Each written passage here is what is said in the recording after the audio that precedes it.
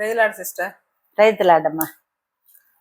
Sister, మీరు అదే అబ్రహాము కొడుకు ఇష్మాయేలు అబ్రహాంకు కలిగిన వాళ్ళ అది వాళ్ళ పరివారం, అంటే వాళ్ళ ఇంట్లో పనిచేసే వాళ్ళు దగ్గర నుండి వాళ్ళు వెండి పెట్టి కొనుక్కున్న వాళ్ళ వరకు కూడాను అందరూ, అంటే అబ్రహాంకు సంబంధించిన వాళ్ళందరూ కూడా ఒకే రోజు సున్నతి పొందారు.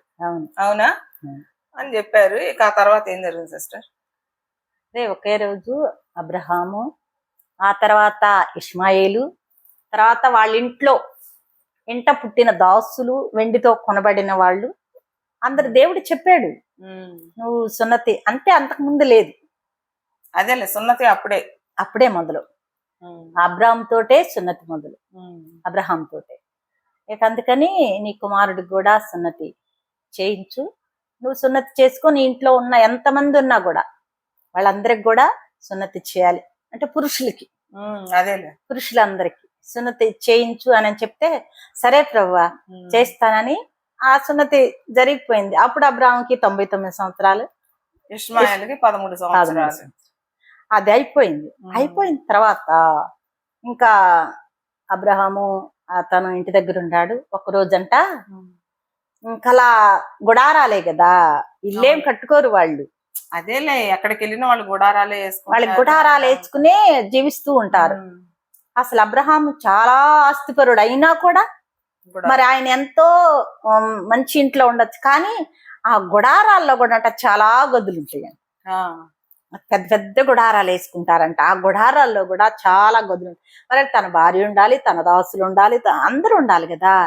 అందుకని అంటే ఒక్క గుడారం కాకుండా వీళ్ళకి చాలా గుడారాలు ఉంటాయి. అందరు గుడారాలు వేసుకుంటారు. కానీ ఒక దైవజనుడు చెప్పాడు, అబ్రహాము గుడారం పెద్దదై ఉంటది, చాలా పెద్దదంట, ఒక 25 గదులు ఉంటాయి అని ఒక గొప్ప దైవజనుడు చెప్పాడు. అంటే చెప్పారు పెద్దది గుడారాలే, మళ్ళీ ఇల్లులు కాదు, పెద్ద పెద్ద బిల్డింగ్లేం కాదు, గుడారాలే చాలా పెద్దది. అబ్రహాం గుడారం మాత్రం చాలా పెద్దదంట.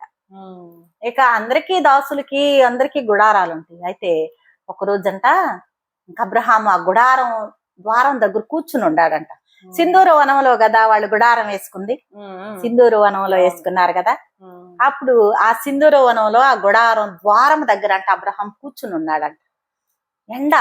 బాగా ఎండ వేళ కూర్చున్నాడు. మనోళ్ళు కూడా బాగా ఎండ వేస్తున్నప్పుడు ఏదన్నా చెట్టు దొరికితే ఆ చెట్టు కింద కూర్చుని, ఎందుకంటే చల్లటి గాలి వస్తుంది కదా, చల్లటి గాలి కోసం ఎండవేళ చెట్ల దగ్గర కూర్చుంటారు పెద్దోళ్ళు. అప్పటి కాలంలో చెట్ల దగ్గర. అలాగే అబ్రహాం కూడా అంట ఎండవేళ గుడారం దగ్గర ఆ కూర్చుని ఉండాలట సింధూర వనంలో. కూర్చునేసరికి అట దూరాన్ని ఇట్లా చూస్తే యెహోవా దేవుడు కనబడ్డాడంట. దేవుడు కనబడ్డాడంట అబ్రహాం. కనబడితే చూశాడంట. చూసి ఆ తర్వాత కన్నులెత్తి చూశాడంట. దేవుడు కనబడగానే కన్నులెత్తి చూసేసరికి ఇక 3 మనుషులు వస్తున్నారంట. చూడు, ముందు దేవుడు కనబడ్డాడు, ఆ తర్వాత 3 మనుషులు అని ఉంది వాక్యంలో. అంటే 3 అంటే తండ్రి, కుమార, పరిశుద్ధాత్మ ఏమో కదా. 3 మనుషులు వస్తున్నారంట. వస్తే అబ్రహాం చూశాడు. చూసి లేచి పరిగెత్తుకుంటూ వెళ్ళాడంట. అసలు చూడు, ఆ వయసులో పరిగెత్తాడంటే, అప్పుడు 99 సంవత్సరాలు కదా, ఆ వయసులో అసలు పరిగెత్తుకుంటూ వెళ్ళాడంట. పరిగెత్తుకుంటూ వెళ్ళి అసలు సాష్టాంగ పడి నేలకు వంగి, అప్పుడు నేలకు వంగటం అంటే తల అసలు కిందకి వంగి నేల మీద తలానిస్తారంట. అంటే మోకాళ్ళ మీద వంగి, మోకాళ్ళ మీదకు వంగి ఆ తల మాత్రం కిందకి ఆనిస్తారంట నేలకి. అది నేలకు వంగి అంటే అదంట అర్థం. అప్పుడు వాళ్ళు 3 అమ్మో దేవుడు కనబడ్డాడు కదా, దేవుడు వచ్చాడు అని చెప్పి దేవుని పాదాల యొద్ద తల వంచాడు. చూడు కిందకి, దేవుని ఎంత దేవుని దగ్గర తగ్గించుకున్నాడు అబ్రహాం. నేలకు వంచి ఇక అప్పుడు అయ్యా నా దగ్గరికి వచ్చారు మీరు, మరి నిజంగా ఎంత ప్రేమ కలిగిన దేవుడు. మనుషుల దగ్గరికి నా దగ్గరికి వచ్చారయ్యా, నీ కటాక్షం నా యొద్దకు వచ్చింది ప్రభువా, మరి కొంచెం సేపు నా దగ్గర ఉండండి, ఇక్కడ ఉండండి. ఇప్పుడు తగ్గించుకోవడం అనేది అబ్రహాం దగ్గర నుండే నేర్చుకోవాలి. అవును కదా, ఎంత తగ్గించుకుంటే ఇప్పుడు ఆయన ఆ వయసులో కూడా దేవుడి పాదాల దగ్గర సాష్టాంగ పడతాడు. నా తల వంచి ఆయన పాదాల దగ్గర తల కింద నేలకాన పెట్టాడంటే మరంతా 99 సంవత్సరాలు అతను ఆ వయసులో కూడా పరిగెత్తాడు, పరిగెత్తి అసలు నేలకాన సాష్టాంగ తలకాయ వంచి పెట్టాడంటే నిజంగా చాలా విధేయత కలిగిన అబ్రహాము. అందుకనే అబ్రహాము విశ్వాసుల తండ్రి అన్నాడు. అయితే మరి విశ్వాసులు ఎట్లా ఉన్నారు? ఇప్పుడు అలా లేరు కదా. ఆయన విశ్వాసులకు తండ్రి కదా. మరి ఇప్పుడు ఆయన పోలి నడుచుకోవాలి కదా. నడుచుకోవాలిగా మరి నడుచుకోవాలి. మరి అట్లాంటప్పుడు ఇప్పుడు ఉన్న పాస్టర్లు వీళ్ళంతా ఎలా ఉంటున్నారు? దేవుడికి మహిమ తెచ్చేటట్టు ఉన్నారా, లేకపోతే వీళ్ళకి మహిమ తెచ్చుకుంటున్నారా? అసలు దేవునికి మహిమ ఎక్కడ కలుగుతుంది? ఇప్పుడు దేవుణ్ణి ఎక్కడ మహిమపరుస్తున్నారు కదా. ఇప్పుడు విశ్వాసులకు తండ్రి అబ్రహాం, ఓకే, అవును, తెలుసు. ఎంత ఎంత తగ్గించుకొని దేవుడి దగ్గర తన అంత ఓల్డ్ ఏజ్ లో అంటే 99 సంవత్సరాలు అంటే అసలు వంగలేని పరిస్థితి, లేవలేని పరిస్థితి అట్లా ఉంటారు చెప్తున్నా మామూలుగా అయితే ఇప్పుడు ఈ రోజుల్లో అయితే. మరి ఆయన పరిగెత్తుకుంటూ వెళ్ళి సాష్టాంగ పడి నమస్కారం చేసి తల కింద ఆనిచ్చి మోకాళ్ళ మీద నించొని తల కింద ఆనిచ్చి సాష్టాంగ పడ్డాడంటే అసలు ఎంత తగ్గించుకున్నాడు. ఆయనకు ఆస్తి లేకనా తగ్గించుకుంది? ఆయన ఎంత గొప్ప ఆస్తిపరుడు లేదు కదా. మరి దేవుడు అంతా దీవించాడు, బహుధనవంతుడు. ఆయన ఎక్కడ గర్వం గాని ఏమి లేదు కదా. మరి ఇప్పుడు అదే విశ్వాసులు ఎక్కడ తగ్గించుకుంటున్నారు? అస్సలు దేవుడి పేరు చెప్పి దండుకుంటున్నారు, అంతే కదా జరుగుతుంది. అయితే తగ్గింపు లేదు. అబ్రహాం అంట, అయ్యా నేను కొంచెం నీళ్లు తెస్తా, మీరు కాళ్ళు కడుక్కోండి. అప్పటి కాలంలో మన ఇళ్ళకి చుట్టాలు వచ్చినా కూడా, అంటే అప్పుడు పురాతన కాలంలో పాత కాలంలో చుట్టాలు మనం చిన్నపిల్లలప్పుడు కూడా చుట్టాలు వస్తే అప్పుడు ఫోనులు లేవు, మేము చుట్టాలు వస్తున్నాం అని లేదు, తెలియకుండా వచ్చేవాళ్ళు చుట్టాలు. ఆ చుట్టాలు వచ్చినప్పుడు కాళ్ళకి నీళ్ళు ఇచ్చేవాళ్ళు. నీళ్ళు ఇస్తే చెంబులు ఉంటాయి, చెంబులు తీసుకెళ్లి కాళ్ళకి నీళ్ళు ఇస్తే వాళ్ళు కడుక్కుని చెప్పులు ఇడ్చి కడుక్కుని అప్పుడు ఇంట్లోకి వచ్చాడు. అలాగే అబ్రహాం అంటున్నాడంట, అయ్యా నేను నీళ్లు తెస్తా, మీరు కాళ్ళు కడుక్కోండి, కాళ్ళు కడుక్కుని కొంచెంసేపు ఇక్కడ విశ్రాంతి తీసుకోండి, నేను ఆతిథ్యం ఇస్తా. మరి ఎరుగకనే ఆతిథ్యం ఇచ్చిన దేవదూతలకను మన పితరులు ఎరుగకనే ఆతిథ్యం ఇచ్చాను మరి అని చెప్తే, సరే అబ్రహమా, సరే నువ్వు చెప్పినట్టే చెయ్యి, మేము అలాగే కూర్చుంటామని చెప్పి నిజంగా వంట తయారు చేసేసరికి ఎంత టైం బట్టి ఉంటది, ఎంత టైం పట్టింది. అయినా వెయిట్ చేశారు. అయినా చూడు మరి మన అబ్రహాం మీద ఎంత ప్రేమ. అబ్రహాం మీద కాదు, దేవుడి కంట మనుషులంటే చాలా ప్రేమ. మరి తన చేతులతో చేసుకున్నాడు కదా, ఎంత ఇష్టం ఉంటది కదా, ఎంత ప్రేమ, ఎంత ఇష్టం. అందుకనే దేవుడి లోకం ఎంతో ప్రేమించబట్టే కదా తన ప్రాణాన్ని పెట్టింది. సరే అబ్రహమా, మేము కూర్చుంటాంలే, నువ్వు వెళ్ళు రెడీ చెయ్యి ఆహారం అంటే నీకు అప్పరిగెత్తుకుంటూ వెళ్ళాడంట. వెళ్ళి శారా దగ్గర గుడారంలోకి వెళ్ళి శారా అని పిలిచాడంట. శారా మరి మన దగ్గరికి దేవుడు వచ్చాడు, ఆహారం సిద్ధం చెయ్యి. 3 మానికలు మెత్తని పిండి, 3 మానికలు అంట. అసలు చూడు, అప్పుడు ఒక్కొక్క రొట్టె చేయాలంటే, అంటే సన్నిధి రొట్టెలు కూడా అప్పుడు చేయించాడు కదా, ఒక్కొక్క దానికి ఒక అంటే తూమెడు, అక్కడ తూమెడు అంటే మనకెంతో తెలియదు, అంత పిండితోటి ఒక రొట్టె చేయాలంట. మరి ఇప్పుడు 3 మానికలు మెత్తని పిండి తీసుకొచ్చి రొట్టెలు చేయమన్నాడు అని చెప్పాడు. శారాకు ఆజ్ఞ వేసేసాడు. ఇక చెప్పి ఆ తర్వాత పరిగెత్తుకుంటా మందలోకి వెళ్ళాడంట. మరి వాళ్ళకి గొర్రె మందలు, గొడ్లు మందలు చాలా విస్తారంగా ఉండేవి కదా. ఇక ఆ మందలో పరిగెట్టుకుంటూ వెళ్ళి అక్కడ ఒక పడుచువాడిని పిలిచి, ఒక అబ్బాయిని, ఇక ఒక దూడను తీసుకుని అతనికి అప్పగించేసి, నువ్వు దీన్ని త్వరగా సిద్ధం చెయ్యి అని చెప్పి అక్కడి నుండి వచ్చి మరి పాలు, వెన్న ఇవన్నీ తీసుకున్నాయట. వాళ్ళకి చాలా ఆవులు, గొర్రెలు, గొడ్లు ఇవన్నీ ఉంటాయి కదా. మరి ఇక పాలకి పెరిగి కొద్దిగా ఉంటుందా, అసలు వెన్న కొద్దిగా ఉంటుందా? ఇప్పుడు వెన్న ఉంటలేదు కానీ మన ఇళ్లలో అప్పటి కాలంలో మన అమ్మోళ్ళు కూడా పాడు చేసినప్పుడు అసలు ఉట్టిల మీద పెట్టించేవాళ్ళు వెన్న ముద్దలు కదా. అది కాసి కూడా నెయ్యి కూడా ఉట్ల మీద పెట్టేవాళ్ళు. అలాగే అబ్రహాం అంట వెన్న తీసుకొచ్చాడంట, పాలు తీసుకొచ్చాడంట. ఆ తర్వాత శారా మరి అంటే ఒక్కతే చేసి పనివాళ్ళు చాలా మంది ఉండారు, పనివాళ్ళు ఉండారు కదా. అంటే కొంతమంది ఒక్కతే శారా చేసింది అని అంటారు, కానీ ఒక్కతే అంత త్వరగా రొట్లు చేయాలా, అవి కాల్చాలా, పిండి కలపడమే పిండి కలపాలా, 3 మానికలు 3 పిండి మానికి అంటే చాలా టైం పట్టుతుంది కదా. మనం ఏదో ఒక అర కేజీ పిండి కలుపుకోవటానికి కింద మీద పడతా ఉంటాం కదా, కానీ 3 మానికలు మెత్తని పిండి చేయమన్నాడు.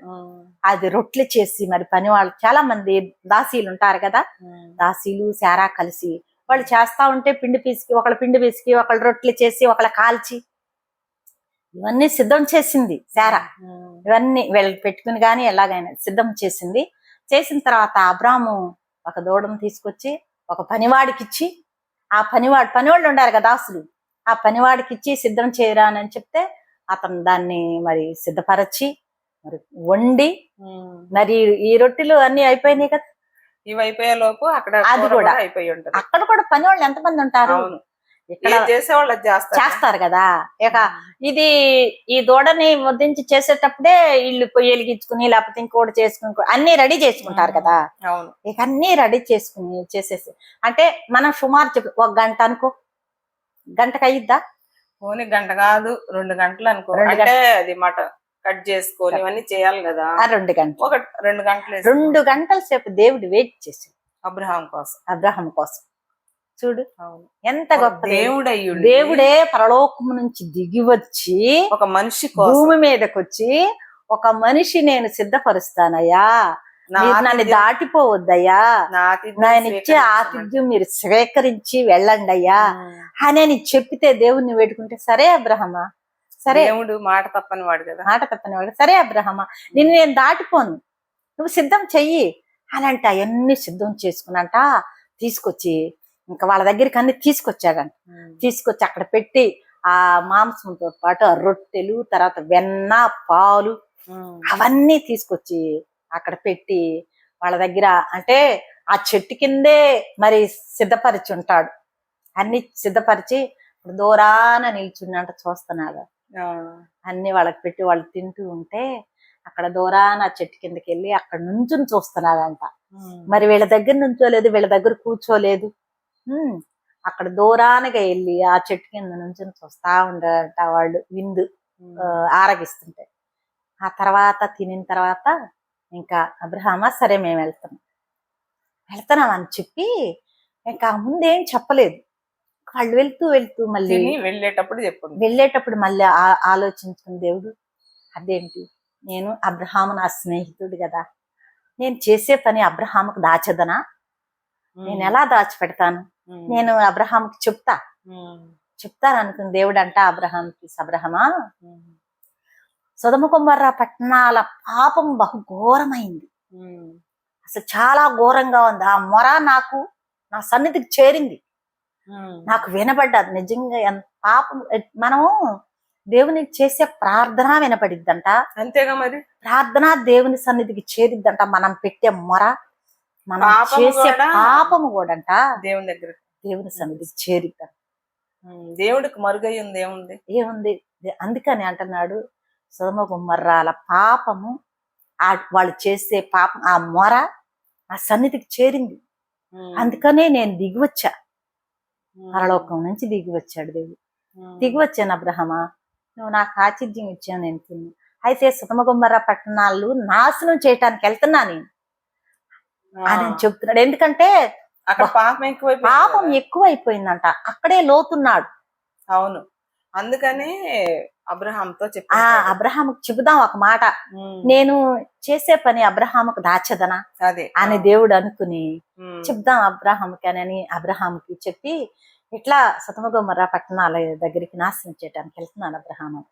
అయ్యో ప్రభువా అక్కడ లోతున్నాడు కదయ్యా అని అనలా, అనకుండా అదేంటి ప్రభువా అంత పట్టణ, నిజంగా అప్పుడు పాపం అంట బహు భయంకరంగా ఉంది. పాపం అసలు చాలా విపరీతం, వ్యభిచారం ఏంటి అసలు అంటే అప్పుడే. ఇప్పుడు ఆడవాళ్ళు పెళ్లి చేసుకోవచ్చు, మగోళ్ళు పెళ్లి చేసుకోవచ్చు ఇప్పుడు చెప్తున్నారు, కానీ అప్పటి కాలంలోనే సొదొమ గొమొర్రా పట్టణంలో మగవాళ్ళు ఆడవాళ్ళు భయంకరమైన పాపం అంట. అలాంటి పాపం ఉందంట సొదొమ గొమొర్రా పట్టణంలో. అందుకనే లోతు ఇంటికి దేవదూతలు వెళ్ళినప్పుడు లోతు ఇంటి చుట్టూరు ఆ ఊరు ప్రజలు, ముసలోళ్ళేంటి పిల్లలేంటి అందరూ చుట్టుముట్టారు కదా. అలాంటి భయంకరమైన పాపం ఉంది. అప్పుడు అబ్రహాముతో చెప్తుంటే అయ్యా అయ్యా సరే పట్టణంలో ఒకవేళ 50 మంది ఉన్నారనుకో ప్రభువా, 50 మంది నీతిమంతులు ఉంటారు కదా, 50 మంది నీతిమంతులను బట్టి ఆ పట్టణం నేను నాశనం చేయకుండా ఉంటావా అని అడుగుతున్నాడు. బేరాలు ఆడుతున్నాడు అబ్రహాం. అవును, దేవునితోటి బేరాలు ఆడుతామంటే మాట్లా మరి అబ్రహాం స్నేహితుడు కదా, నా మరి స్నేహితుడు ఇంటికి వచ్చి ఆతిథ్యాన్ని కూడా స్వీకరించాడు కదా. మరి మాట్లాడుతున్నాడు, అక్కడ ఏం జరగబోతుంది కూడా ముందుగానే చెప్పేశాడు కదా. అవును, అందుకని రవ్వ 50 మంది ఉంటే నీతిమంతులు, వాళ్ళు పాపులతో కూడా నీతిమంతులు నశించిపోవాలా, మరి 50 మందిని బట్టి వాళ్ళని బట్టి ఆ పట్టణాన్ని కాపాడతావయ్యా అంటే, సరే అబ్రహమా నువ్వు చెప్పినట్లుగానే 50 మంది ఉన్నారనుకో ఆ పట్టణాన్ని కాపాడతా, నువ్వు చెప్పినట్టు ఆ పట్టణాన్ని కాపాడతానంటే డౌట్ వచ్చింది. దేవుడే కాపాడతానంటున్నాడు, 50 మంది ఉంటాడు, ఒకవేళ 50 మంది కూడా లేరేమో. సరే ప్రభువా ఇంకొకసారి 45 మంది ఉంటే కాపాడతావా? సరే అబ్రహమా 45 మంది ఉండా కాపాడతా. సరే ప్రభువా మళ్ళీ ధూళిని దుమ్మునయ్యా మళ్ళీ మాట్లాడుతున్నానయ్యా అంటే ఇంకా మళ్ళీ డౌట్ వచ్చి ఉంటది, 45 మంది కూడా లేరేమో అని. ఎందుకంటే సరే అబ్రహమా కాపాడుతాను అన్నాడు కదా. ఇక ప్రభువా 40 మంది ఉంటే కాపాడతావయ్యా.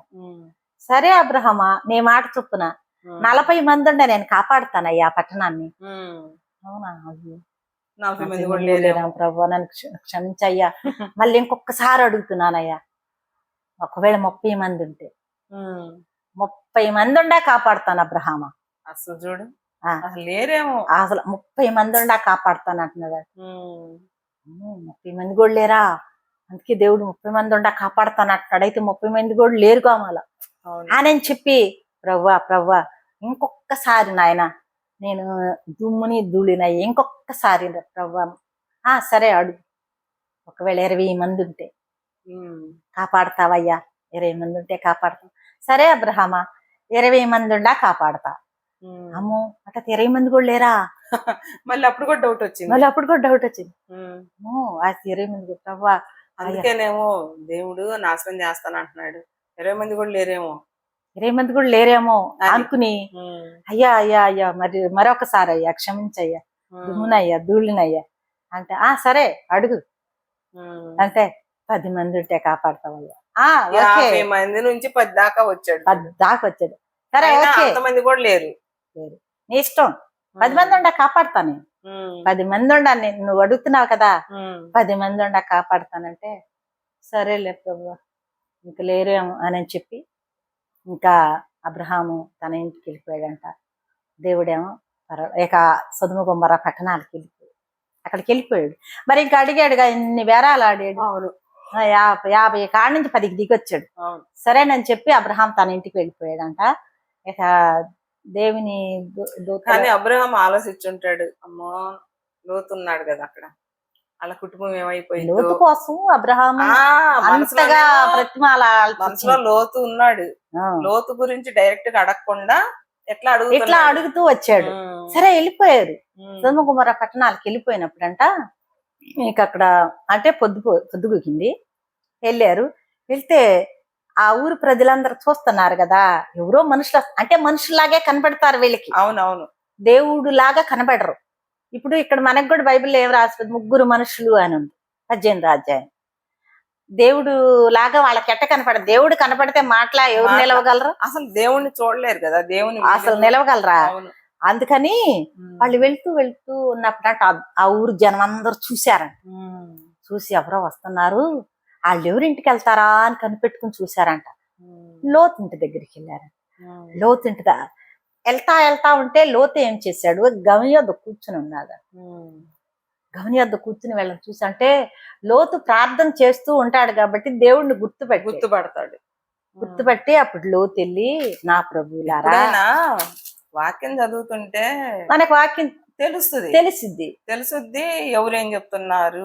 ఇప్పుడు దైవజనుల వాక్యం చెప్తున్నా కూడా మనం బైబిల్ చదువుతాం కాబట్టి ఎవరు రైట్ ఎవరు చెప్తున్నారు, రాంగ్ ఎవరు చెప్తున్నారు అర్థం అది తెలిసిద్ది.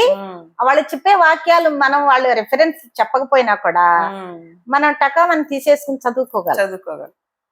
అసలు ముందు నిజమైన దైవజనుడు ఎవరు, కాని వాళ్ళు ఎవరు కూడా గుర్తుపట్టవచ్చు మనం గుర్తుపట్టవచ్చు. బైబిల్ చదవడం వల్ల. అవును, అది చదువుకోకుండా అచ్చంగా పాస్టర్ల మీద ఆధారపడి ఉంటే వాళ్ళు ఏం చెప్తున్నారు ఎట్లా తెలుస్తుంది? తెలియదు కదా. ఇక్కడ ఏంటంటే దైవభక్తుడు కాబట్టి లోతు వెంటనే దేవుడు గుర్తించాడు. అవును.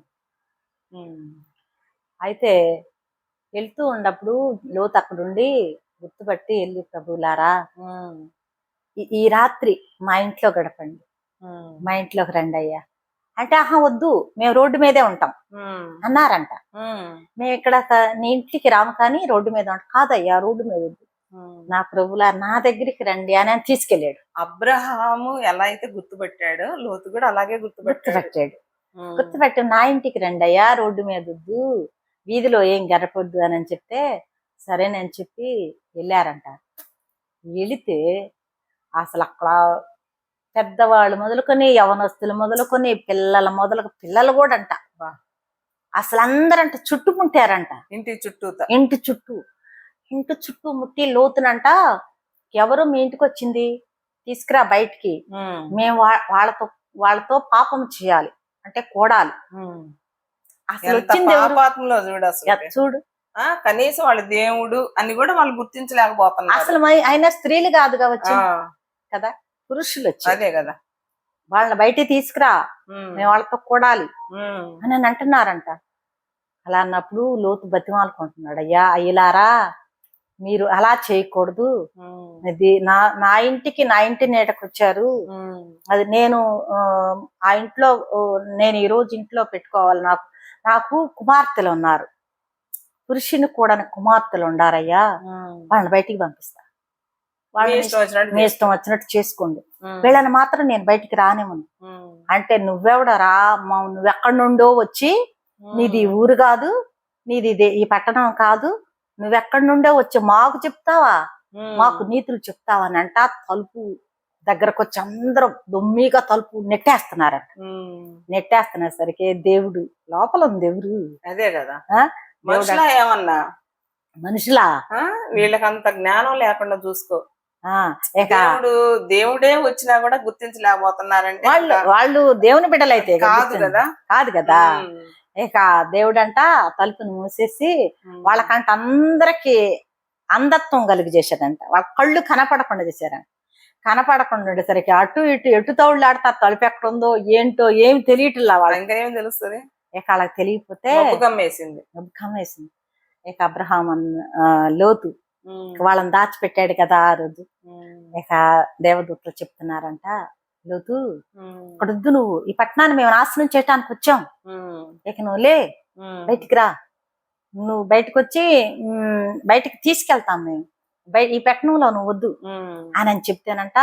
సరేనని చెప్పి, ఒకవేళ నీకెవరన్నారు నీ బంధువులు కానీ నీ అల్లుళ్ళు అంటే కూతుళ్ళకి పెళ్లిళ్ళు చేయటానికి అల్లుల్ని మాట్లాడుకునే ఉంచుకున్నాడంట. అంటే యవనస్తులు కదా. ఒకవేళ నీ కల్లుళ్ళు ఎవరన్నా ఉండారేమో వాళ్ళని కూడా పిలుచుకురాపోయి వస్తారేమో అంటే వాళ్ళని వెళ్ళి అడిగినా కూడా వాళ్ళు రామన్నారు.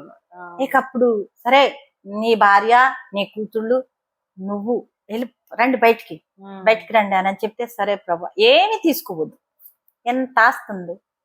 అదే కదా, ఇక అక్కడ నుండి ఏది తెచ్చుకున్నా అది పాపమే, తెచ్చుకోకూడదు, అది పాపం ఊరైపోయింది కదా.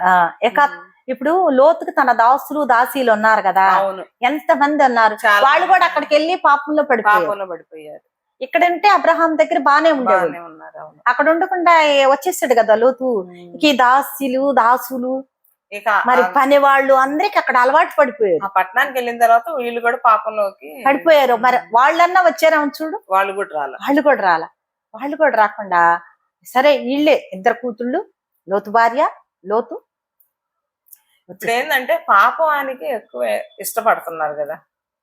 ఇప్పుడు జరుగుతుంది కూడా అదే జరుగుతుంది. ఇప్పుడు జరుగుతుంది. లోతు దినాలు దేవుని రాకడలోనంట, మనిషి కుమారుని రాకడలో నోవాహు దినాల్లో జరిగినట్లు జరుగును, లోతు దినాల్లో జరిగినట్లు జరిగింది. అక్కడ బయటికి వెళ్ళమంటే బయటికి తీసుకొచ్చాడు దేవుడు. అసలు చెయ్యి పట్టుకుని అంటే రావటం లేదంట. చెయ్యి పట్టుకుని దేవుని చెయ్యి పట్టుకుని బయటికి తీసుకొచ్చారంట. ముందు చెప్పాడంట, మీరు వెనక్కి తిరిగి చూడొద్దు, ఈ పట్టణాలు అగ్ని గంధకాలతోటి దహించబడబోతున్నాయి, ఏం జరుగుతుందా ఎలా కాలిపోతుందా అని మీరు చూడొద్దు, మీరు చూడకుండా ముందుకే వెళ్ళిపోండి అని చెప్పాడు దేవుడు. చెప్తే లోతు భార్యకి పాపం లోకాశ ఎక్కువ అన్నమాట. అయ్యో మా ఆస్తి చాలా ఉంది కదా, ఉంది కదా, ఎన్ని సంపాదించి పెట్టుకుందో. అవును కదా అక్కడ అంటే అవన్నీ కాలిపోతున్నాయి. అయ్యో అసలు నిజంగా అసలు ఆ పట్టణాలు నిజంగా కాలుస్తున్నాడా దేవుడు లేదా లేకపోతే మనల్ని పంపించేస్తున్నాడా? అది కూడా అయ్యి ఉండొచ్చు. ఉంటది కదా ఆమెకి ఆలోచన, ఆడవాళ్ళం కదా, మరి లోకాశ ఎక్కువ ఉంటది. అదే వీళ్ళని బయటికి వీళ్ళని మాత్రం తీసుకొచ్చాడు కదా. నిజంగానే అగ్నితో కాలిపోతుందా లేదా ఆ పట్టణాలు, డౌట్ కూడా ఉంటది కదా. అది చూద్దాం అనుకుని ఉంటది అనుకుని ఇంకా కొంచెం దూరం వచ్చిన తర్వాత అంట వెనక్కి తిరిగి చూస్తే ఏముంది, ఉప్పు స్తంభం అయిపోయి. ఉక్కు స్తంభం కాదు, ఉప్పు స్తంభం అయిపోతే వీళ్ళే వెనక్కి తిరిగి చూడలేదు, వీళ్ళు వెళ్ళిపోతారు. లోతు కుమార్తెలు వెళ్ళిపోతున్నారు. ఈమె వెనకాల వస్తువు ఉండుంటది. ఇక ఆమె ఉప్పు స్తంభం అయిపోయింది. కానీ ఉప్పు స్తంభం అయిపోయింది ఏముంది ఎట్లా అనేసి వీళ్ళు ఆమె వైపు చూడటం గానీ ఆమె కోసం వెయిట్ చేయడం గానీ ఏం చేయలేదు. అదేం లేదు, వీళ్ళు వెళ్ళిపోతున్నారు. ఈ వెనకాల వస్తుంది. ఎవరు కూడా ఇంకెవరి కోసం వెయిట్ చేయకూడదు, చూడకూడదు. అక్కడ వెయిట్ చేసేది లేదు. అయ్యో, ఎందుకంటే దేవుడు వెనక్కి తిరిగి చూడొద్దు అన్నాడు కదా, అందుకని వెళ్ళిపోయారు. ఇక ఈమెం ఉప్పు స్తంభం అయిపోయింది.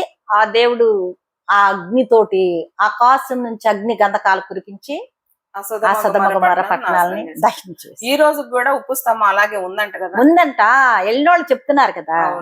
ఉంది ఇప్పటికీ ఆ అగ్ని గంధకాలతోటి ఏదో అంటారు, భాస్వరం అని, పొటాషియం అని, అవన్నీ ఉన్నాయంట. ఆ గంధకాలు ఇప్పటికీ అట్లా ఉన్నాయి, గంధకం ముద్దలుగా అక్కడ ఆ ఏరియాలో. అయితే అంటే చరిత్ర అనేది మాత్రం జరిగింది అనేది వాస్తవంగా అక్కడ కనబడుతుంది. అవును, మరి అక్కడికి వెళ్ళి చూసి అందరు ఇప్పుడు కొంతమంది అసలు చరిత్ర ఏంటి, అసలు యేసు ప్రభు చరిత్ర ఉందా అని అంటున్నారు.